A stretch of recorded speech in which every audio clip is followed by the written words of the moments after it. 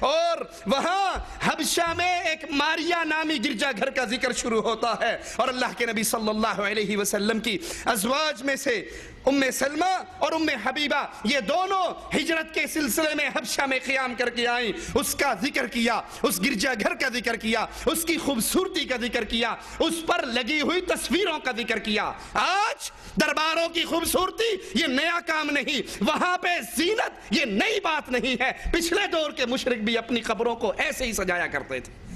رسول اللہ صلی اللہ علیہ وسلم نے جب یہ سنا تو حضرت عائشہ فرماتی ہیں اللہ کے نبی صلی اللہ علیہ وسلم نے اپنے سر مبارک کو اٹھایا اور فرمایا اولئک اذا كان فيهم الرجل الصالح بنوا على قبره مسجدا ثم صوروا تلك الصور اولئک شرار الخلق عند اللہ یوم القیامہ۔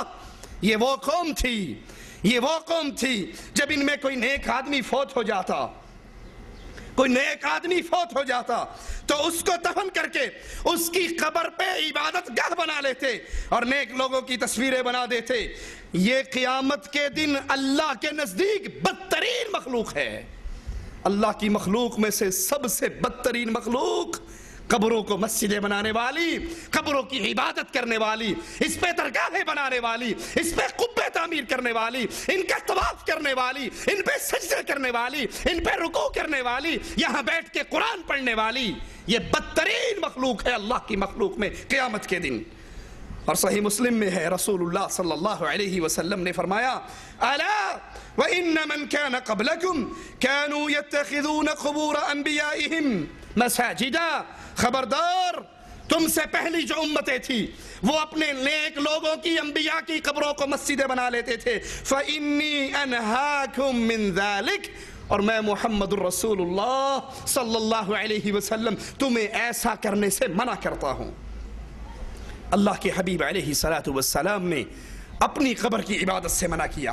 مسند احمد میں ہے اللہ کے نبی صلی اللہ علیہ وسلم اپنے اللہ سے دعا کر رہے اللہم لا تجعل قبری وثنا، اے اللہ محمد کی قبر کی حفاظت فرما صلی اللہ علیہ وسلم، کہیں اس کو بھی لوگ بت نہ بنا لیں۔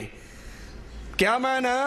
جس قبر کو پوجا جائے وہ بت بن جاتا ہے، جس قبر کی عبادت کی جائے اللہ کے نبی خود دعا کر رہے ہیں اے اللہ میری قبر کو حفاظت فرما، کہیں اس کو لوگ پوجنے کی جگہ نہ بنا لیں۔ لعن اللہ قوما اتخذوا قبور انبیائہم مساجدا، اللہ کی لعنت ہو اس قوم پر جو اپنے نبیوں کی قبروں کو مسجدیں بنا لیتے ہیں۔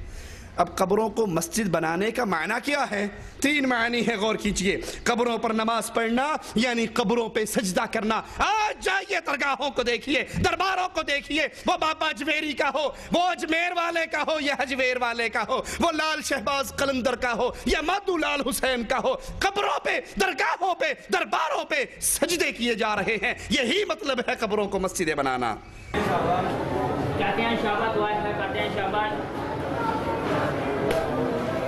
کہتے ہیں شاباش،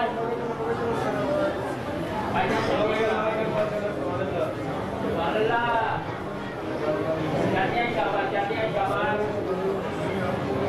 کہتے ہیں شاباش، کہتے ہیں شاباش، کہتے ہیں شاباش،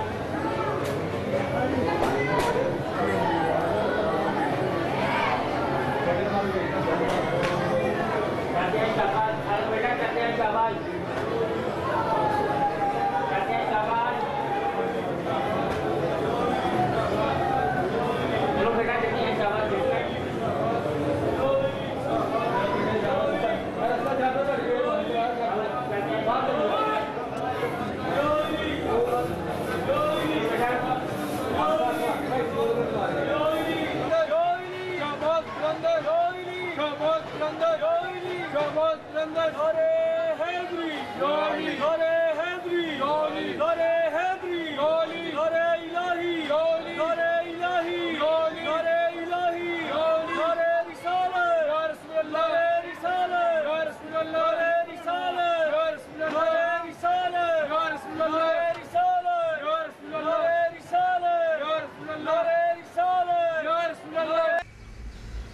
قبروں کی طرف رخ کر کے دعا مانگنا سجدہ کرنا، نماز کے وقت ادھر منہ کرنا، اور یہ عمل بھی آج درباروں پہ ہو رہا ہے، اور قبروں پر مسجد تعمیر کرنا، اس میں نماز پڑھنے کا خصوصیت سے اہتمام کرنا۔ آج جائیے درگاہوں کو دیکھیے، درباروں کو دیکھیے، وہاں پہ مسجدیں بنی ہوئی ہیں اور مسجد ویران ہے، بابا جی کی قبر پہ رش ہے، مسجد ویران ہے، بابا جی کی قبر پہ میلہ لگا ہوا ہے۔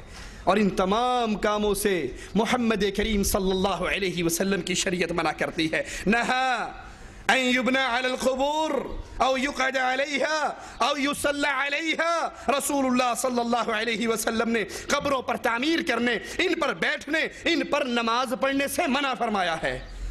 میرے حبیب علیہ السلام کی ان دلائل کو سامنے رکھیے، ان احادیث کو اپنے دلوں میں، اپنے ذہنوں میں زندہ رکھیے، اور پھر آئیے دیکھیے کہ آج کلمہ پڑھنے والی امت، اسلام کی طرف نسبت کرنے والی امت اپنے پیروں، فقیروں، بابوں اور بزرگوں کے درگاہوں پہ کیا کچھ کرتی ہے۔ کہیں لاہور میں داتا کمپلیکس ہے تو اسلام آباد جانے والے بری بری سرکار بری میری کھوٹی قسمت کر دے ہری، تو وہاں بھی کمپلیکس نظر آتا ہے، وہاں بھی زائرین کے لیے کمرے بنے ہیں جہاں لوگ آتے ہیں، جہاں آ کر ذبح کرتے ہیں، عبادت کرتے ہیں اور وہاں پہ قیام کرتے ہیں۔ غریبوں کا خون پی کر یہ مجاور اپنی گدی چلا رہے ہیں۔ پیر کا گھر تو روشن ہے بجلی کے قمقموں سے، اور مرید کو میسر نہیں مٹی کا دیا بھی۔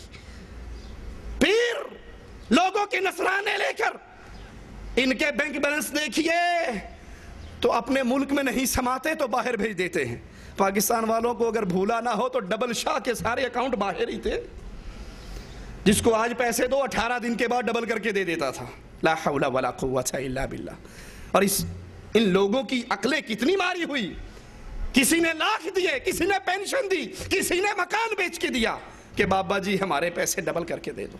پڑھے لکھے لوگ، وہ تعلیم حاصل کرنے والے جو تعلیم اسلام کی طرف رہنمائی نہیں کرتی، جہالت کی طرف لے کر جاتی ہے۔ ظلم اس حد تک بڑھ چکا ہے کہ آج مسلمان ہونے کے دعوے دار بیت اللہ کا طواف بھی کرتے ہیں اور بابا جی کے دربار کا طواف بھی کرتے ہیں۔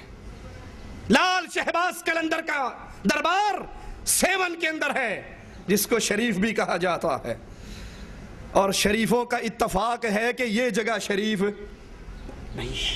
7 شریف میں لال شہباز قلندر کا دربار، اس سے 1 کلومیٹر کے فاصلے پر لال باغ ہے، جہاں پر حج کرنے کے لیے باقاعدہ قافلے آتے ہیں۔ کوئی فیصل آباد سے آیا ہے تو کوئی اندرون سندھ سے آیا ہے، اور ایک حج کرنے والے کو ہم نے دیکھا، وہ کہہ رہا تھا جس کے پاس پیسے ہوتے ہیں وہ سعودی عرب حج کرنے کے لیے جاتا ہے، اور جس کے پاس پیسے نہیں ہوتے تو غریبوں کا حج یہیں پر ہوتا ہے۔ یہ بھائی صاحب قلندر بابا پہ جو آدمی آتے ہیں، ایک قسم کا حج ہے، غریبوں کا حج ادھر ہی ہے۔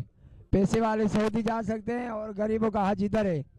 یہ سامنے یہ دنیا کے تمام لوگ باہر ملک سے بھی آتے ہیں، اور دنیا میں 4 صوبے ہیں پاکستان کے اندر، 4 صوبے کے آدمی آتے ہیں اور ادھر حج کرنے آتے ہیں۔ یہ ایک قسم کا حج ہے غریبوں کا، اور جو پیسے والے ہیں وہ تو چلو اوپر چلے جاتے ہیں سعودیہ۔ یہ لوگ پوری ادھر منتیں کرتے ہیں، نہ اللہ ان کو بہت دیتا ہے، قلندر کے محابے سے ان کو بہت مل جاتا ہے۔ یہ جو چیزیں ہیں، یہ قدم پاک ہے، ادھر جو ہے نا حضرت علی سائیں کے دل آئی تھی، اور اوپر نظارہ تخت مبارک ہے، ادھر جو ہے 4 یار بیٹھ کے کچاری لائی تھی۔ یہ شان ہے، ان کو پتھری مارنی پڑتی ہے لازمی، اور اس کے علاوہ بہت ساری جگہ ہیں جو ان کے ٹورنے پھرنے والی یار تھے، جتنی کرو اتنے کم ہیں۔ یہ اللہ کا ہمارے اوپر کرم ہے، ہم قلندر بابا کے پڑوسی ہیں، ساتھ بیٹھے ہیں، ان کی ہمارے اوپر چھائیں ہیں، لکھ لکھ شکریہ ہے اس کا۔ بسم یہ قسم کا حج ہے، سعودی میں پتھر مارنے پڑتے ہیں اور ادھر بھی پتھر مارنے پڑتے ہیں۔ یہ اللہ نے بولا بھائی جب تم لوگ ادھر نہیں آ سکتے ہو قلندر بابا پہ جاؤ اور یہ سنتے پوری کرو، تمہارا یہ عمرہ ہے۔ انا للہ و انا الیہ راجعون۔ جس کے پاس پیسہ ہے وہ تو مکے میں جائے، بیت اللہ میں جائے، اور جس کے پاس پیسہ نہیں ہے وہ لال شہباز قلندر کے دربار پہ آئے، یہاں فقیروں کا حج ہوتا ہے۔ اگر بیت اللہ کا طواف ہے تو لال شہباز قلندر کے اس تخت کا بھی طواف ہوتا ہے جہاں وہ اپنے دوستوں کے ساتھ بیٹھا کرتا تھا۔ لا حول ولا قوت الا باللہ۔ اور یاد کر لیجئے तवाफ के लिए इस कायनात अर्दी पर सिर्फ एक ही जगह है और वो बैतुल्लाह शरीफ है, जहां आज जिसके पड़ोस में मुझे और आपको बैठने की सआदत नसीब है। इस प्यारे शहर मक्का के अंदर बैतुल्लाह वो अकेला घर है जिसका इस धरती पे तवाफ होता है, और अल्लाह की कसम बैतुल्लाह को छोड़कर किसी और जगह का तवाफ करना कुफ्र है। तवाफ करने वाले भले इस्लाम के दावेदार हों, भले वो कलमा पढ़ने वाले हों, मौला अली के मलंग बनने वाले हों, लेकिन जो बैतुल्लाह के अलावा किसी दरगाह का, किसी कब्र का तवाफ करता है, ये कुफ्र का फेल है। आइए कुरान हकीम से सुनते हैं। मालिक फरमाता है वइज़ जअलनल बैत मसाबतन लिन्नासि व अमना वत्तखिज़ू मिन मक़ामि इब्राहीम मुसल्ला वअहिदना इला इब्राहीम व इस्माईल अन तहिर बैतिया लित्ताइफीन वल आकिफीन व रुक्अइस सुजूद। और याद करो जब हमने इस घर बैतुल्लाह खाना काबा को लोगों के रुजू और इज्तिमा का मरकज बनाया, अल्लाह की कसम जिस तरह बैतुल्लाह लोगों के रुजू का मरकज है, हज की तारीखें फिक्स हैं, क्या बाबों की कब्रों के उर्सों की तारीखें और महीने फिक्स नहीं हैं? वहां भी तारीखें फिक्स है। ये मरकज है अहले ईमान और अहले तौहीद का, जो इसकी तरफ आते हैं, और अहले शिर्क अपने पीरों और बाबों की कब्रों के तवाफ के लिए वहां पर पहुंचते हैं। और इब्राहीम अलैहिस्सलाम के खड़े होने की जगह इसको जाए नमाज बनाओ।